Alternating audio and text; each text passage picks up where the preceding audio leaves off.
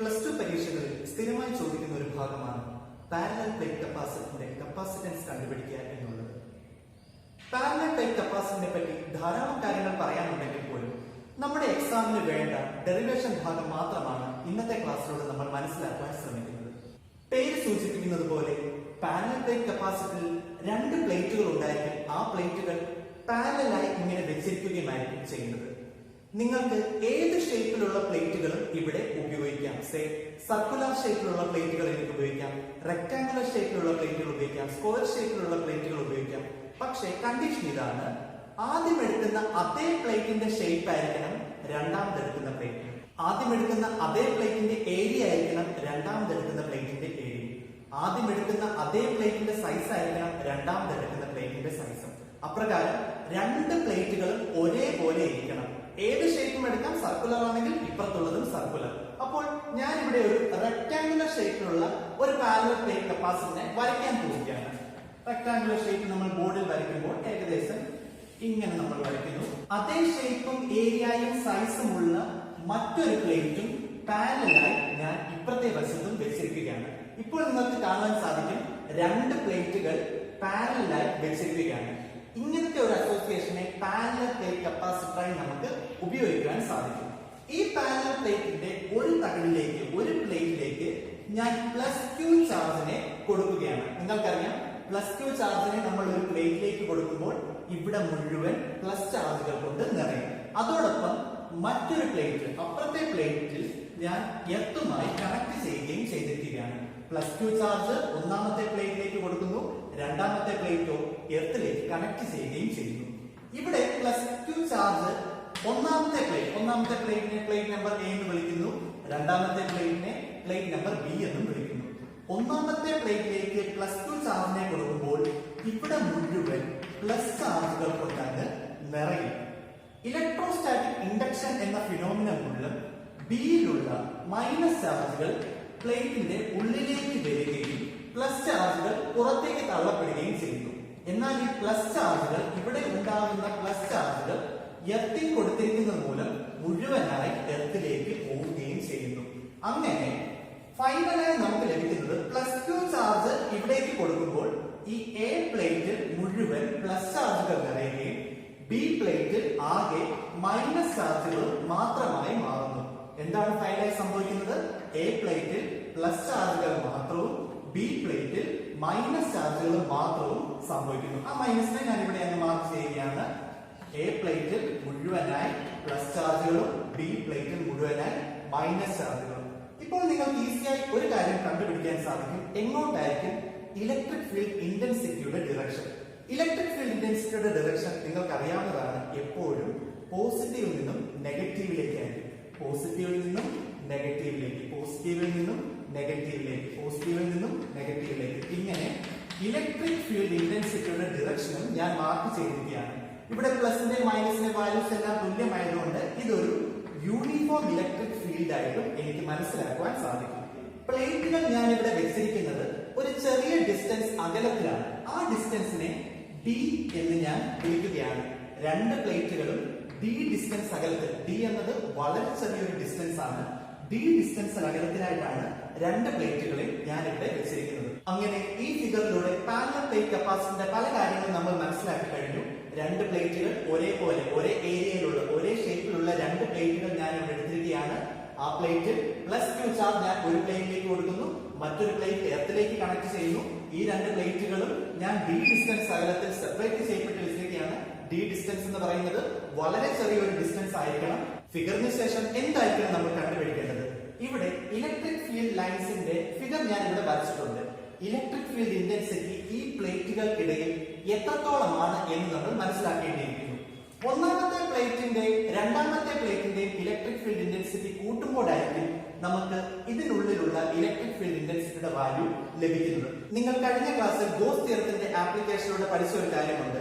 Large ആയിട്ടുള്ള ഒരു plain ഷീറ്റിന്റെ ഇലക്ട്രിക് ഫീൽഡ് ഇന്റൻസിറ്റിയുടെ വാല്യൂ എത്രയായിരിക്കും? E vector will be equal to sigma by 2 epsilon 0. ഇവിടെ സിഗ്മ എന്ന് പറയുന്നത് സർഫസ് ചാർജ് ഡെൻസിറ്റി ആണ്. പക്ഷേ ഇവിടെ രണ്ട് പ്ലേറ്റ് ഉള്ളതിനാൽ നമുക്ക് ടോട്ടലായിട്ട് വേണ്ട ഇലക്ട്രിക് ഫീൽഡ് ഇന്റൻസിറ്റി എന്ന് പറയുന്നത് ഒന്നാമത്തെ ഷീറ്റിന്റെ ഇലക്ട്രിക് ഫീൽഡ് ഇന്റൻസിറ്റിയും രണ്ടാമത്തെ ഷീറ്റിന്റെ ഇലക്ട്രിക് ഫീൽഡ് ഇന്റൻസിറ്റിയും തമ്മിൽ കൂട്ടുന്ന വാല്യൂ ആയിരിക്കും. അതായത് E1 പ്ലസ് E2 നമ്മൾ ചെയ്യുകയാണെങ്കിൽ ഈ രണ്ട് പ്ലേറ്റിനുള്ളിലെ ഇലക്ട്രിക് ഫീൽഡ് ഇന്റൻസിറ്റി കണ്ടുപിടിക്കാൻ സാധിക്കും. The electric field intensity between the two parallel plates will be given by E1 plus E2, that will be equal to sigma by 2 epsilon 0 plus sigma by 2 epsilon 0, which will give you E vector will be equal to sigma by 2 epsilon 0 sigma by 2 epsilon 0 കൂടെ കൂട്ടുമ്പോൾ നമുക്ക് sigma by epsilon 0 എന്ന value ലഭിക്കും. അപ്പോൾ ഒരു parallel plate കപ്പാസിറ്ററിനുള്ളിലെ electric field intensity, രണ്ട് പ്ലേറ്റുകൾക്കുള്ളിലെ ഇലക്ട്രിക് ഫീൽഡ് ഇന്റൻസിറ്റി എന്ന് പറയുന്ന വാല്യൂ സിഗ്മ ബൈ എപ്സിലോൺ 0 ആയിരിക്കുമെന്ന് നമ്മൾ പ്രൂവ് ചെയ്തു കഴിഞ്ഞു. ഇതാണ് നമുക്ക് ഇനി വേണ്ട ഇക്വേഷനിലേക്ക് സബ്സ്റ്റിറ്റ്യൂട്ട് ചെയ്ത് കൊടുക്കേണ്ടത്. പാരലൽ പ്ലേറ്റിനുള്ളിലെ ഇലക്ട്രിക് ഫീൽഡ് ഇന്റൻസിറ്റി കണ്ടുപിടിച്ചതിന് ശേഷം നമ്മൾ capacitance of parallel plate capacitor കണ്ടുപിടിക്കാൻ പോവുകയാണ്. ഈ സ്റ്റെപ്പിലൂടെ ആരംഭിക്കുന്ന ഡെറിവേഷൻ തുടർന്ന് വരേണ്ടത് electric potential difference between these two points എന്ന ഇക്വേഷനിലൂടെ ആയിരിക്കും. Electric potential difference between these two points V will be given by E into D, electric field intensity into distance between the two plates. ഇതാണ് നമ്മൾ electric field ഇന്റൻസിറ്റിയും electric potential ഡിഫറൻസും തമ്മിലുള്ള ബന്ധം. നമ്മൾ ചാപ്റ്ററിന്റെ തുടക്കം തന്നെ പഠിച്ചാണ്. Relation between electric potential difference and electric field intensity is given by V equals E into D, otherwise E equals V divided by D. ഈ ഇക്വേഷനിലേക്ക് നമ്മൾ ഈ യുടെ വാല്യൂ ജസ്റ്റ് ഒന്ന് സബ്സ്റ്റിറ്റ്യൂട്ട് ചെയ്ത് കൊടുക്കുന്നു. അപ്പോൾ എന്തായിരിക്കും വരുന്നത്? V will be equal to E ന് പകരം sigma by epsilon 0 into D എന്ന് നമ്മൾ ഇട്ട് കൊടുക്കുന്നു. ഇവിടെ എന്താണ് സിഗ്മ എന്ന് ഞാൻ ആദ്യമേ പറയുകയുണ്ടായി. സിഗ്മ എന്ന് പറയുന്നത് സർഫസ് ചാർജ് ഡെൻസിറ്റി ആണ്. കണ്ടിന്യൂസ് ചാർജ് ഡിസ്ട്രിബ്യൂഷനിലെ സർഫസ് ചാർജ് ഡെൻസിറ്റിയാണ് സിഗ്മ എന്ന വാക്കുകൊണ്ട് അർത്ഥമാക്കുന്നത്. എന്താണ് സിഗ്മയുടെ വാല്യൂ? ഒന്നാമത്തെ ചാപ്റ്റർ നമ്മൾ പഠിച്ചാണ്. Sigma will be equal to the charge value divided by A, area. ഈ പ്ലേറ്റിന്റെ ഏരിയ ആയിരിക്കും A കൊണ്ട് അർത്ഥമാക്കുന്നത്. So sigma will be equal to Q divided charge divided by area ആയിരിക്കും സിഗ്മയുടെ വാല്യൂ. അപ്പോൾ ഇത് കൂടി നമുക്ക് ഇങ്ങോട്ടൊന്ന് സബ്സ്റ്റിറ്റ്യൂട്ട് ചെയ്ത് കൊടുക്കാം. അപ്പോൾ ഈ ഇക്വേഷൻ എല്ലാം നിങ്ങൾ എടുത്തെഴുതേണ്ടതാണ്. V equals ED, E ന് പകരം സിഗ്മ ബൈ എപ്സിലോൺ 0 എന്ന് എഴുതുന്നു. സിഗ്മയ്ക്ക് പകരം സർഫസ് ചാർജ് ഡെൻസിറ്റിയുടെ ഇക്വേഷൻ ആയ Q ബൈ A യും നമ്മൾ എടുത്തെഴുതുന്നു. അപ്പോൾ എന്ത് ലഭിക്കും? V will be equal to സിഗ്മയ്ക്ക് പകരം Q ബൈ A എന്ന് വരും. ബാക്കി ഇവിടെ ഒരു എപ്സിലോൺ 0 കിടപ്പുണ്ട്, അതും എഴുതുന്നു. ഇൻറ്റു D എന്ന ആൻസർ നമുക്ക് ലഭിക്കും. ഇതിനെ ഇക്വേഷൻ നമ്പർ 1 ആയി നമുക്ക് എടുത്തെഴുതാം. പക്ഷെ എന്താണ് നമുക്ക് ചോദ്യത്തിൽ ചോദിച്ചിരിക്കുന്നത്? Find the capacitance of A parallel plate capacitor. അപ്പോൾ തീർച്ചയായിട്ടും നമുക്ക് കപ്പാസിറ്റൻസ് കണ്ടുപിടിക്കേണ്ടത് അത്യാവശ്യമാണ്. കപ്പാസിറ്റൻസിന്റെ ഇക്വേഷൻ എന്താണ്? Capital C will be equal to, capacitance will be equal to charge divided by potential difference, electric potential difference. C will be equal to Q by V. ഇവിടെ already നമ്മൾ V യുടെ value എടുത്തെഴുതി വെച്ചിട്ടുണ്ട്. എത്ര substitution വരുന്നത്? മൂന്നാമത്തെ substitution. ആദ്യം നമ്മൾ E നെ എടുത്ത് ഇവിടോട്ടിട്ടു, പിന്നെ സിഗ്മ എടുത്ത് ഇവിടോട്ടിട്ടു. ഇപ്പോൾ നമ്മൾ V നെ എടുത്ത് ഇവിടേക്ക് ഇടാൻ പോവുകയാണ്. 3 സബ്സ്റ്റിറ്റ്യൂഷൻ നിങ്ങൾ ഓർത്തിരിക്കേണ്ടതാണ്. ഇതിൽ ഏതെങ്കിലും ഒന്ന് മിസ് ആവുകയാണെങ്കിൽ നിങ്ങൾക്ക് ഡെറിവേഷൻ തെറ്റിപ്പോകും. അതാണ് ഈ ഡെറിവേഷനിലെ ഏറ്റവും പ്രധാനപ്പെട്ട ടഫായിട്ടുള്ള ഒരു ഭാഗവും അത് തന്നെയാണ്. 3 ഇക്വേഷൻ നമുക്ക് അറിയാവുന്നത് തന്നെയാണ്, പക്ഷേ സമയങ്ങളിൽ സബ്സ്റ്റിറ്റ്യൂട്ട് ചെയ്ത് കൊടുക്കുക. V ന് പകരം നമ്മൾ ഇവിടെ ഒരു ഇക്വേഷൻ നമ്പർ 1 ഫോം ചെയ്ത് വെച്ചിട്ടുണ്ട്. അത് കപ്പാസിറ്റൻസിന്റെ ബേസിക് ഇക്വേഷനിലേക്ക് നമ്മൾ സബ്സ്റ്റിറ്റ്യൂട്ട് ചെയ്ത് കൊടുക്കുകയാണ്. C equals Q by V എന്ന് പറയുന്ന ഇക്വേഷനിലേക്ക് കൊടുക്കുമ്പോൾ എന്താണ് ലഭിക്കുക? C will be equal to Q divided by V ന് പകരം Q by A epsilon 0 into D എന്ന് നമുക്ക് എടുത്തെഴുതാൻ സാധിക്കും. ഇവിടെ നിങ്ങൾക്ക് കാണാൻ സാധിക്കും ഈ Q ന്യൂമറേറ്ററിലും ഡിനോമിനേറ്ററിലും ആയതിനാൽ രണ്ടും ക്യാൻസൽ ആയി പോവുകയും ചെയ്യും. ശേഷം ബാക്കി എന്താണ് ലഭിക്കുക? റീഅറേഞ്ച് ചെയ്തെഴുതുമ്പോൾ 1 divided by D by A epsilon 0 എന്ന വാല്യൂ ആണ് ലഭിക്കുക. കാരണം ഈ Q ക്യാൻസൽ ആയി പോയി. തുടർന്ന് ഇതിനെ റെസിപ്രോക്കലായി നമ്മൾ മൾട്ടിപ്ലൈ ചെയ്തെഴുതുമ്പോൾ A epsilon 0 by D എന്ന വാല്യൂ പാരലൽ പ്ലേറ്റ് കപ്പാസിറ്ററിന്റെ കപ്പാസിറ്റൻസ് ആയി ഫൈനൽ ആൻസർ ആയി നമുക്ക് ലഭിക്കുന്നു. ഇവിടെ എങ്ങനെയാണ് ചെയ്തത്? ഇതിനെ എടുത്ത് നമ്മളൊന്ന് റെസിപ്രോക്കൽ മൾട്ടിപ്ലിക്കേഷൻ നടത്തിയപ്പോൾ A epsilon 0 ന്യൂമറേറ്ററിലും വന്നു, D എന്നത് താഴെയും വന്നു. ഈ ഡെറിവേഷനിലൂടെ ഒന്നുകൂടെ നമ്മൾ കണ്ണോടിക്കുമ്പോൾ തുടക്കം മുതൽ electric field intensity between the two plates will be equal to sigma by epsilon 0. ഇവിടെ നിന്നാണ് നമ്മൾ ഡെറിവേഷൻ തുടങ്ങുന്നത്. ശേഷം ഇലക്ട്രിക് പൊട്ടൻഷ്യൽ ഡിഫറൻസും ഇലക്ട്രിക് ഫീൽഡ് ഇന്റൻസിറ്റിയും തമ്മിലുള്ള ബന്ധം നമ്മൾ ഈ ഇക്വേഷനിലൂടെ എഴുതുകയാണ്. V equals E into D. ഇവിടെ കിടക്കുന്ന ഇന് പകരമായി ഈ ഒരു ഇക്വേഷൻ നമ്മൾ സബ്സ്റ്റിറ്റ്യൂട്ട് ചെയ്ത് കൊടുക്കുന്നു. തുടർന്ന് V equals sigma by epsilon 0 into D എന്ന് പറയുന്ന ഇക്വേഷൻ ലഭിക്കുന്നു. എന്താണ് sigma? Sigma is surface charge density, that is nothing but sigma equals Q by A. ആ സിഗ്മയ്ക്ക് പകരം Q by A എന്ന് പറയുന്ന വാല്യൂ ഇട്ട് കൊടുത്തപ്പോൾ V equals Q by A epsilon 0 into D എന്ന് നമുക്ക് ലഭിച്ചു. ഈ ഇക്വേഷൻ അതേപടി എഴുതി. കാണാതെ നിങ്ങൾ പഠിക്കരുത്. ഈ ഒരു ഓർഡറിൽ തന്നെ പഠിക്കുകയാണെങ്കിൽ തെറ്റാതെ പോകും. ഇതിനെ ഇക്വേഷൻ നമ്പർ 1 ആയി ഞാൻ എടുത്തെഴുതുകയാണ്. തുടർന്ന് നമ്മുടെ ക്വസ്റ്റ്യനിൽ തന്നിരിക്കുന്നത് ഫൈൻഡ് ദി കപ്പാസിറ്റൻസ് ആണ്. പാരലൽ പ്ലേറ്റ് കപ്പാസിറ്ററിന്റെ കപ്പാസിറ്റൻസ് കണ്ടുപിടിക്കേണ്ടതിനാൽ തീർച്ചയായിട്ടും കപ്പാസിറ്റൻസിന്റെ ബേസിക് ഇക്വേഷൻ നമുക്ക് അറിഞ്ഞിരിക്കണം. അത് ഞാൻ ഇവിടെ എഴുതുകയാണ്. C equals charge divided by electric potential difference. C equals Q by V. ഇവിടെ കിടക്കുന്ന V ന് പകരമായി ഇക്വേഷൻ നമ്പർ 1 വാല്യൂ സബ്സ്റ്റിറ്റ്യൂട്ട് ചെയ്ത് കൊടുത്തപ്പോൾ Q by A epsilon 0 into D എന്ന് ലഭിച്ചു. ചാർജും ക്യാൻസൽ ആയി പോയി.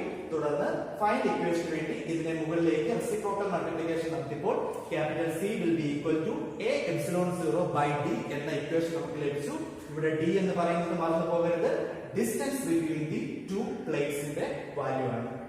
പാരലൽ പ്ലേറ്റ് കപ്പാസിറ്ററിന്റെ കപ്പാസിറ്റൻസ് കണ്ടുപിടിക്കുന്നതിനോടൊപ്പം ഇതിനോടൊപ്പം സബ് ഡിവിഷനായി ഒരു ക്വസ്റ്റ്യൻ കൂടി വരാറുണ്ട്. If there is a dielectric present in between the two plates, what will happen to the final equation? ഒരു dielectric constant ഇതിനുള്ളിലായി പ്ലേറ്റിനുള്ളിലായി വെക്കുകയാണെങ്കിൽ ഈ ഫൈനൽ ഇക്വേഷന് എന്തായിരിക്കും സംഭവിക്കുക? ഡൈഇലക്ട്രിക് കോൺസ്റ്റന്റിനെ റെപ്രസെന്റ് ചെയ്യുന്ന വെക്ടർ ക്യാപിറ്റൽ K ആണ്. ഈ K ഇതിനുള്ളിൽ വരികയാണെങ്കിൽ ഈ ഫൈനൽ ഇക്വേഷന് സംഭവിക്കുന്ന മാറ്റം എന്തായിരിക്കും? നിങ്ങൾക്ക് ധൈര്യമായി എഴുതാൻ സാധിക്കും. Capital C will be equal to just multiply this K with this final equation. എന്തെല്ലാം? K A epsilon 0 divided by D എന്നതായിരിക്കും ഫൈനൽ ആൻസർ. തുടക്കം നമ്മൾ K ഉൾപ്പെടുത്താതിരുന്നത് ഞാൻ ഇവിടെ എയറിനെ ഡൈഇലക്ട്രിക് കോൺസ്റ്റന്റ് ആയി വെച്ചത് കൊണ്ടാണ്, ഡൈഇലക്ട്രിക് മീഡിയമായി വെച്ചത് കൊണ്ടാണ്. സാധാരണയായി എയറിന്റെ അല്ലെങ്കിൽ വാക്യൂത്തിന്റെ ഡൈഇലക്ട്രിക് കോൺസ്റ്റന്റ് K നെ 1 ആയിട്ടാണ് എടുക്കുക. 1 ആയിട്ട് എടുക്കുമ്പോൾ ഇവിടെ നമ്മൾ K ഇടേണ്ട ആവശ്യമില്ല. 1A epsilon 0 divided by D, അത് A epsilon 0 divided by D എന്ന് മാത്രമേ വരൂ. പക്ഷേ എയറിനോ വാക്യൂത്തിനോ പകരമായി മറ്റൊരു കോൺസ്റ്റന്റ് മീഡിയം വെക്കുകയാണെങ്കിൽ K ആ വാല്യൂ വെച്ച് ജസ്റ്റ് മൾട്ടിപ്ലൈ ചെയ്യുക. നിങ്ങൾക്ക് ക്വസ്റ്റ്യനിൽ K യുടെ വാല്യൂ തന്നിട്ടുണ്ടായിരിക്കും, അതുകൊണ്ട് കൂടി മൾട്ടിപ്ലൈ ചെയ്ത് വെക്കുക. അപ്പോൾ ഈ ഒരു ഫൈനൽ ആൻസർ നിങ്ങൾ ഒരു കാരണവശാലും മറന്നു പോകരുത്. പ്രോബ്ലത്തിന് എല്ലാം ഉപകരിക്കുന്നതാണ്. Capacitance of a parallel plate capacitor capital C will be equal to Ka epsilon 0 divided by D. അപ്പോൾ ഇതിന്റെ കുറച്ച് എങ്ങനെയാണ് കപ്പാസിറ്റൻസ് ഈ വാല്യൂസുമായി ബന്ധപ്പെട്ടിരിക്കുന്നത് അതുകൂടെ നമുക്കൊന്ന് നോക്കിയേക്കാം. ഈ ഇക്വേഷൻ കൂടെ തന്നെ നമുക്ക് മനസ്സിലാക്കാൻ സാധിക്കും. Capacitance of a parallel plate capacitor is directly proportional to K value. Dielectric കോൺസ്റ്റന്റിന്റെ വാല്യൂ കൂടുതലാണെങ്കിൽ കപ്പാസിറ്റൻസും കൂടുതലായിരിക്കും. കാര്യം കൂടുതൽ വാല്യൂ മൾട്ടിപ്ലൈ ചെയ്യുമ്പോൾ ഇവിടെയും കൂടുതൽ വാല്യൂ വരും. അതോടൊപ്പം capacitance will be directly proportional to area of the plate. ഈ പ്ലേറ്റിന്റെ ഏരിയ കൂടുതലാണെങ്കിൽ ഫൈനൽ കപ്പാസിറ്റൻസും കൂടുതലായിരിക്കും. അതായത് ന്യൂമറേറ്ററിൽ കൂടുന്നതെല്ലാം ഇവിടെ കപ്പാസിറ്റൻസിനും കൂടുതലായി പ്രതിഫലിക്കപ്പെടും. മറിച്ച് എപ്സിലോൺ 0 കോൺസ്റ്റന്റ് ആണെന്ന് നോക്കണ്ട, ഡിവൈഡഡ് ബൈ D. D ഡിനോമിനേറ്ററിൽ വരുന്നതിനാൽ എന്താണ് അത് അർത്ഥമാക്കുന്നത്? അത് ഇൻവേഴ്സ് പ്രൊപ്പോർഷണാലിറ്റി ആണ് അർത്ഥമാക്കുന്നത്. അതായത് ഡിസ്റ്റൻസ് കൂടുതലാണെങ്കിൽ സ്വാഭാവികമായ കണ്ടീഷനാണ്, എപ്പോഴും ഡിസ്റ്റൻസ് പ്ലേറ്റുകൾ തമ്മിലുള്ളത് കൂടുകയാണെങ്കിൽ കപ്പാസിറ്റൻസ് കുറയുകയായിരിക്കും ചെയ്യുക. ഫൈനൽ ഇക്വേഷനോട് നമുക്ക് മനസ്സിലാക്കാൻ സാധിക്കും. ഈ പ്ലേറ്റുകൾ ഇങ്ങനെ അകലം കൂടുകയാണെങ്കിൽ കപ്പാസിറ്റൻസ് വാല്യൂ കുറയും. പക്ഷേ കപ്പാസിറ്റർ പിന്നെയും അടുക്കുകയാണെങ്കിൽ എന്ത് സംഭവിക്കും? ഡിനോമിനേറ്ററിലെ വാല്യൂ ചെറുതാകും, അതോടൊപ്പം കപ്പാസിറ്റൻസ് വാല്യൂ കൂടുകയും ചെയ്യും. അപ്പോൾ ഡിയുടെ വാല്യൂ കുറയുന്നതിനനുസരിച്ച് കപ്പാസിറ്റൻസ് വാല്യൂ കൂടും, അല്ലെങ്കിൽ ഡിയുടെ വാല്യൂ കൂടുന്നതനുസരിച്ച് ഡിസ്റ്റൻസ് കൂടുന്നതനുസരിച്ച് കപ്പാസിറ്റൻസ് വാല്യൂ കുറയുകയും ചെയ്യും. ഇതാണ് കപ്പാസിറ്ററിന് മറ്റു ക്വാണ്ടിറ്റിയുമായിട്ടുള്ള ബന്ധം. നീറ്റ്, IIT തുടങ്ങിയ കോമ്പറ്റീറ്റീവ് പരീക്ഷകൾക്കും നമ്മുടെ സ്ഥിരമായ തിയറി പരീക്ഷകൾക്കും സ്ഥിരമായി പാരലൽ പ്ലേറ്റ് കപ്പാസിറ്ററിൽ നിന്നും ഒരു ചോദ്യം ചോദിക്കാറുണ്ട്. അപ്പോൾ ഒരു കാരണവശാലും ഈ ഒരു ഭാഗത്ത് നിന്ന് നമ്മൾ പ്രോബ്ലം ന്യൂമറിക്കൽസ് വിട്ടുപോകാൻ ഇടവരുത്തരുത്. കാരണം വളരെയധികം ഡയറക്റ്റ് ആയിട്ടുള്ള ഒരു equation C equals Ka epsilon 0 divided by D എന്ന ഇക്വേഷൻ ഉപയോഗിച്ചുകൊണ്ടായിരിക്കും ഓരോ പ്രോബ്ലംസും.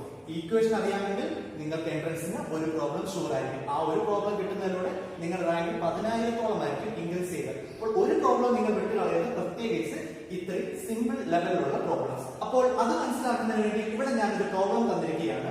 പ്രോബ്ലം വായിച്ച് നോക്കാം. The area of each plate of a parallel plate capacitor is given by 6 into 10 power minus 3 meter square. SI യൂണിറ്റിലാണ്. The distance between the two plates. ഇങ്ങനെയാണ് പ്ലേറ്റുകൾ ഇരിക്കുന്നത്. ഇതിന്റെ area ആദ്യമേ തന്നിട്ടുണ്ട്. തുടർന്ന് ഡിസ്റ്റൻസ് തന്നിട്ടുണ്ട്. എത്രയാണ്? 3 മില്ലിമീറ്റർ. അവിടെ ഒരു ട്വിസ്റ്റ് വന്നിട്ടുണ്ട്. കോമ്പറ്റീറ്റീവ് എക്സാമിന് എപ്പോഴും ഈ ട്വിസ്റ്റ് നിങ്ങൾ പ്രതീക്ഷിക്കാം. Calculate capacitance. ഡയറക്റ്റ് ക്വസ്റ്റ്യൻ ആണ്. കപ്പാസിറ്റൻസ് കണ്ടുപിടിക്കുക. ഇക്വേഷൻ ഓൾറെഡി നമ്മൾ എടുത്തെഴുതി വെച്ചിട്ടുണ്ട്. അപ്പോൾ തന്നിരിക്കുന്ന വാല്യൂസ്, ഈ ഇക്വേഷനിൽ വേണ്ട തന്നിരിക്കുന്ന വാല്യൂസ് നമുക്ക് ആദ്യം ഒന്ന് എഴുതെഴുതാം. എന്താണ്? ഏരിയ ആദ്യമേ തന്നിട്ടുണ്ട്. ഏരിയ എത്രയാണ്? 6 into 10 power minus 3 meter square. SI unit സിസ്റ്റത്തിലായിരുന്ന ചേഞ്ച് ചെയ്യേണ്ട, കൺവേർട്ട് ചെയ്യേണ്ട ആവശ്യം വരുന്നില്ല. തുടർന്ന് എന്താണ്? ഡിയുടെ വാല്യൂ. ഡി എത്രയാണ്? Distance between the two plates. അത് 3 മില്ലിമീറ്റർ ആണ് തന്നിരിക്കുന്നത്. എന്താണ് ഇവിടുത്തെ പ്രശ്നം? 3 മില്ലിമീറ്റർ. മില്ലിമീറ്റർ ഒരിക്കലും ലെങ്ത്തിന്റെ SI യൂണിറ്റ് അല്ല. മറിച്ച് എന്താണ് SI യൂണിറ്റ്? മീറ്റർ ആണ് SI യൂണിറ്റ്. അപ്പോൾ മില്ലിമീറ്ററിനെ, ചെറിയ മില്ലിമീറ്ററിനെ മീറ്ററിലേക്ക് കൺവേർട്ട് ചെയ്യുവാൻ നമ്മൾ 10 പവർ മൈനസ് 3 കൊണ്ട് മൾട്ടിപ്ലൈ ചെയ്യണം. കാരണം 1/1000 ആണ് 1 മില്ലിമീറ്റർ. അതിനാൽ 1/1000 ആണ് 10 പവർ മൈനസ് 3 ആയിട്ട് എടുക്കുന്നത്. 3 into 10 പവർ മൈനസ് 3 മീറ്റർ എന്ന് നമുക്ക് എടുത്തെഴുതാൻ സാധിക്കും. പിന്നെ എന്താണ് കിടക്കുന്നത്? എപ്സിലോൺ 0. അവിടെയും ട്വിസ്റ്റ് ഉണ്ടല്ലേ? എപ്സിലോൺ 0യുടെ വാല്യൂ ഒന്നാമത്തെ ചാപ്റ്ററിൽ തന്നെ നമ്മൾ കാണാതെ പഠിച്ചു വെച്ചതാണ്. Electric permittivity of the medium. എത്രയാണത്? 8.85 into 10 power minus 12 coulomb square per newton metre square. ഇതായിരുന്നു നമ്മൾ അവിടെ കാണാതെ പഠിച്ചു വെച്ച വാല്യൂ.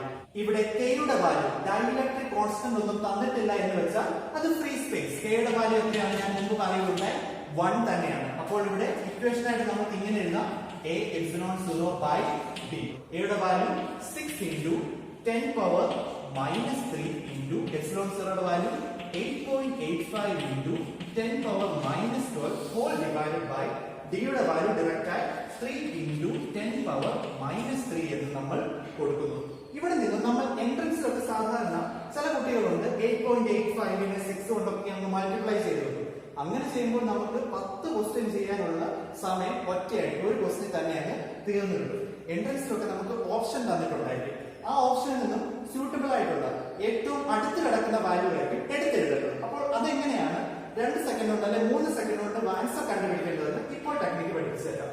ഇവിടെ നിങ്ങൾക്ക് കാണാൻ സാധിക്കും 8.85നെ ഒരു 9 ആയിട്ട് ഞാൻ അസ്യൂം ചെയ്യുകയാണ്.